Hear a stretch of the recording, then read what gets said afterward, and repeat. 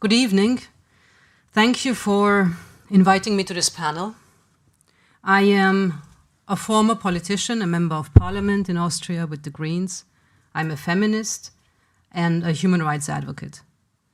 And for the past 30 years, my work was dedicated to defending women's rights, especially of migrant women, and those of same-sex attracted people, lesbians and gay men. But in recent years, I have seen that those rights have been eroded at an alarming pace. So the question is, does gender self-ID threaten women's rights? The answer is yes, and I want to explain why.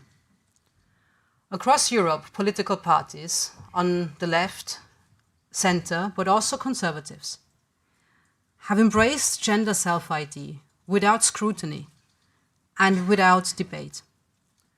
Women's spaces were opened up to men, or men who say that they are women. Lesbians are being pressured to accept male-bodied individuals, that is, men, as partners. And children, without age restriction, can now legally identify into the opposite sex and have their documents changed accordingly. This is possible, for example, in Germany, with a new law since November last year. The same law also punishes publicly disclosing any information about an individual's transition, with an exception made only for very close relatives, for the spouse and for children, but only for those from before transition. Key EU documents like the LGBTIQ equality strategy promote self-ID without age limits throughout the work of the Commission and the funding of the Commission. And all of this without consultation with women's groups or with lesbian activists.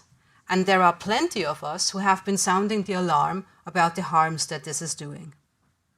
But here in Brussels, we are without funding and without platform and without access to the roundtables and the stakeholder meetings that may or may not take place on these issues.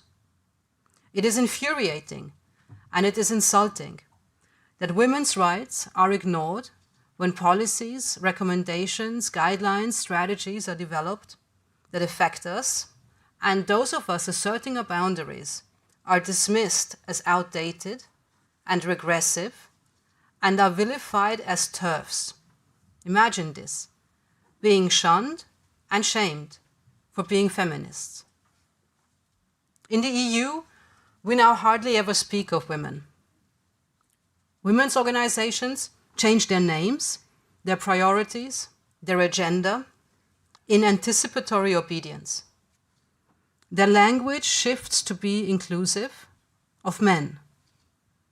They are hesitant to speak of women. They put an asterisk next to it to signal that they stand on the right side and to avoid backlash and secure their funding. Lesbian organizations do the same, and they compromise the core of being a lesbian, a same-sex attracted woman. I have seen this unfold over and over again on the national level and on the European level. The policy shifts and the ambiguity from equality between women and men to gender equality, to gender identity, to women and girls and all their diversity have tangible consequences. The broadening of definitions lead to policies that no longer specifically address the needs of women, making it harder to implement measures that address sex-based discrimination. And we lose the legal grounds and the rights to establish and operate single-sex services and facilities, spaces that were set up in the first place to protect women from men, regardless of what those say their intentions or their identities are. Terms like SOGI-esque, I don't know if any of you have heard that before, SOGI-esque, sexual orientation, gender identity and expression and sex characteristics, create an imagined community with shared needs that does not exist. A 65-year-old straight man, father of 4, who thinks of himself as a woman, has nothing in common with a 20-year-old lesbian. Activists push for vague and confusing language, terms even like gender identity, misgendering, queer, cisgender, to obscure reality and shut down debate. And I know what I'm talking about. I have heard these from colleagues from my own party, but also from other parties. They tell me in personal conversation that in principle, they agree with what I say. But that they do not really understand the issue or the language, that it is too complex, that they are themselves straight. They also say that they will never talk about this publicly because they know about the ostracism that is going on. They know that it is coming from our own parties, our own institutions, from academia, from media, from NGOs, from activists, from social media. Under a framing of human rights, political parties have been captured by a dynamic that turned them into authoritarian echo chambers. There are three aspects of this that I want to highlight. First, the focus has shifted. We still think of these questions, issues that affect women and children and society at large, as a matter of LGBTIQ rights. Subsequently, politicians hesitate to take a closer look and be critical of the demands that come from what used to be a trusted group of activists. But the definitions have changed. LGBTIQ no longer means lesbian and gay.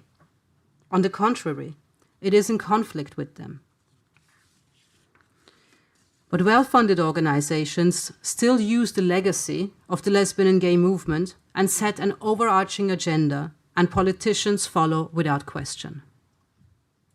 Secondly, it is knee-jerk tribalism in politics. Politicians are afraid to engage critically with these issues because they fear aligning with the wrong side. But it is a very bad look when progressives refuse to defend women's rights for fear of being perceived on the wrong side, or simply not edgy enough, not avant-garde enough, too old and too boring for only speaking about women and women's rights. And finally, there is widespread fear of the consequences of being critical, of risking one's reputation, career, livelihood, social standing. Everybody knows about the repercussions. It silences many who, in private, agree, but are afraid of the backlash. It drives a political system in which no one dares to speak. But political leadership should not be modeled upon fear. The cowardice leads to more conformity and complicity. No matter how it is framed or how many activists shout it from their social media accounts, there is no human right to be a woman. To say this is not protectionism of a category, and even if it was, it would be totally okay. It is just reality. Do not fall for those who want to make this a question of kindness extended towards vulnerable individuals. Nobody is disputing the vulnerability, but that does not make them change sex. So here is what has to happen. Politicians must regain the courage to truly engage with these issues. They must listen to women, to feminists, to lesbians and gays, to parents, to detransitioners, to all of the critical voices. Not with asterisks, not holding space for men, not proclaiming pronouns. Progressive parties must stop developing their position from opposition. And fear of defending women's rights.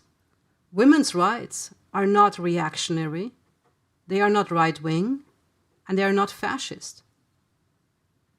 And they need to engage in debates around these issues without jargon, without linguistic manipulation, without obfuscation, and bring to light what has been going on behind closed doors. Thank you.